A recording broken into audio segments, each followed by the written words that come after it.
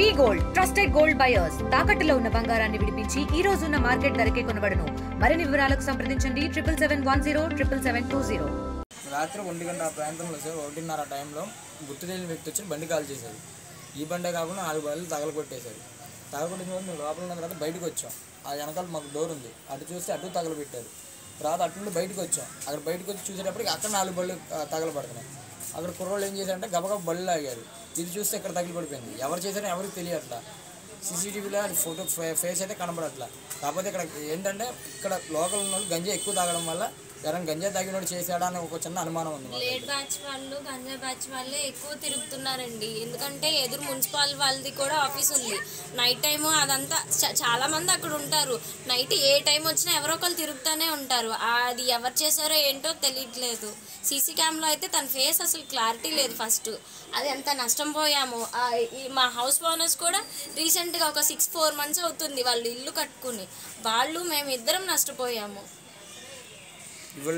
ఇవాళ ఇదంతా జరిగింది, రేపు అన్న రోజు ఇంకేం జరిగిందని భయం వేస్తుంది. ఈ సందులో ఆడపిల్లలు చిన్నపిల్లలు చాలా మంది ఉంటారు. రాత్రి కనుక మేము లేకపోయి ఉంటే మాకు ఇంకా ఆప్షన్ ఏంటంటే వెనక వైపు నుంచి మాకు గేట్ ఉంది కాబట్టి మేము రాగలిగాను. లేకపోతే లోపలే నేను మా ఆయన ఇద్దరం చచ్చి ఉండేవాళ్ళం. ఎందుకంటే ఇక్కడ డోర్ తో సహా కాలిపోయి ఉంది. ఇక్కడ